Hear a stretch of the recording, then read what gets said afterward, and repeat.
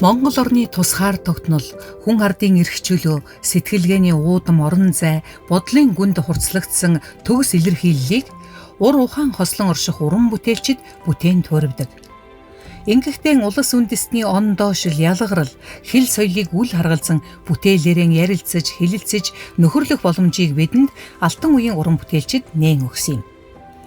Нэгдмэл, нэг зорилго, нэг тэмүүлэл нийгэмд ямар хүчтэй нөлөөлдгийг, хүмүүний сэтгэлд хэрхэн тусгалан олдгийг танин мэдүүлэхээр зураач урчуудын нэгдэж байсан анхны байгууллага бол хуучнаар зураг урлалын газар, өнөөдрийн Монголын урчуудын эвлэл юм.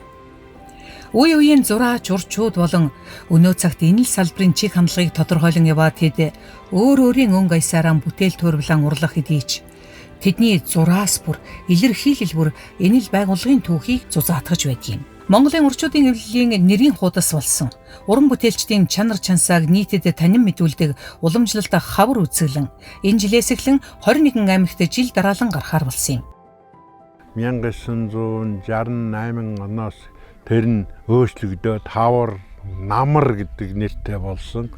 Тэгээд энэ үзэсгэлэнгийн үргэлжил нь өнөө жил 21-р зуунд энэ Ховд аймагт анх удаага гарч байна. Тэнцээ график зураг, баримлын төрөл, уран зураг, монгол зураг гэдэг одоо хотод яг үзэсгэлэн ямар хэмжээнд гардггүй яг л тэр төрөл жанрыг аймаг орон нутагт авчирна гэдэг бол шинэлэг юм л да. Шилдэг уран бүтээлчдийн цугларх цэг болсон энэхүү үзэсгэлэнг аймаг сумдын ард иргэдэд ойр туулж биеэр үзэж судлах, тэдний гоо зүй мэдрэмжийг хөглөх боломж болцоог нэмэгдүүлэхэд уран бүтээлчдийн гол зорилго оршиж байна. Тиймээс ч Монголын урчуудын эвлэлийн уран бүтээлчид урлагийн гавьяат зүтгэлтэн ардын зураачтаан дагуулan Улаанбаатараас 1400 гаруй километрийн зайд байрлах олон угсаатны өлгийн нутаг Ховд аймгийг зорьсон юм. Аян замын уртыг үл харгалзан очсон даруйдаан Ховд галерейтай танилцаж, бүтээлүүдээ дэглэн нээлт болох цагийг хэн хүнгүй хүлээж байлаа. Учир нь Монголын урчуудын эвлэл түүхэн замлынхаа хугацаанд цаг үеийн хатуу ширүүн нөхцөл байдлаас шалтгаалan аймаг сумдын урчуудтайгаа уулзаж чадахгүй байсан үе саяхан.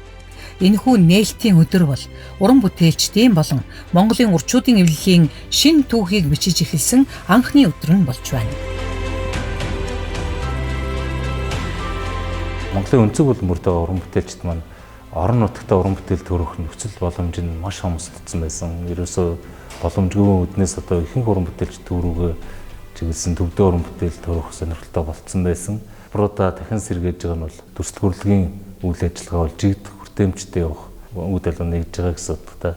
Өнөөгийн дүрслэх урлаг ямар төвшөнд яваа, цаашид бид одоо юун дээр анхаарах уу зэрэг иймэрхүү асуудал бол маш их одоо үр өгөөжтэй юм үзэсгэлэн болж байгаа.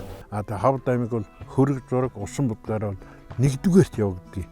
Гэхдээ энэ Ховд аймгийн энэ уул ус байгаль хангаа бол бусад аймгийн нутгуудаас эрс өөр. Энэ нь тухайн хүнийг бас бие бүтээл хийхэд бас түлхэж болдог болов уу гэж би боддгийг. Манай ч 10 гаруй угсаатай амьдардаг. 10 гаруй угсаатны амьдрал нь өөрөө соёл болоод тогтцсон. Ховд аймгийн соёл урлагийн газар байгуулагдаад 2 жил 8 сарын хугацаа өнгөрч байна. Эхний ээлжиндээ бид нар ямар ч байсан ийм уран зургаа таниулах юм орчинтой болчлоо. Үзэсгэлэн гаргах ийм галерей орчин бүрдүүлчлээ. Цаашаа энийг өргөжүүлэх тал дээр бас бид нар нэлээд анхаарч ажиллана. Усан будгийн нэрт мастер, хөрөг зураач, хөрөгийн мастер, доржийн мишгийн нэрэмжит болгон одоо үйл талгаа нэгээд бас нэлээдгүй томоохон одоо ажлуудыг стартаа зохион байгуулсан байгаа. Хавар үзэглэнг Ховд аймгийн засаг даргын тамгын газар, соёл урлагийн газар, Монголын урчуудын эвлэл, Ховд арт галерей хамтран зохион байгуулсан юм. Үзэглэнд дүрслэх урлагийн төрөл бүрээс шигшин авсан 30 бүтээл тавигдсан бол Хавар 24 үзэглэнгийн гран при шагналыг байгалийн сайхныг толдон зурсан уран зургийн бүтээлээрэн Монголын урчуудын эвлэлийн гишүүн зураач Ган Зориг хүртсэн юм.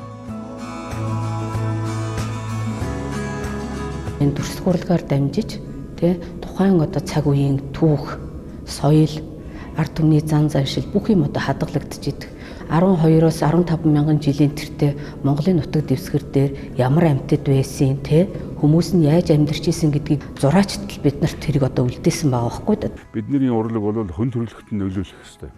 Урлаг бол амьсгалах газараа л амьдрах газараа л амьдрдаг болохоос юу ч мэдэхгүй хүмүүсүүд энэ дээр урлагийг хичнээн харуулад нэмэргүй л дээ. Хүний соёлоос урлагийг аваа хичүүл юу хэлдэг вэ те. Өнөөдөр бидний харж байгаа бүх юм төрслөг урлаг. Өмсөж байгаа хувцас, фашн барилга те.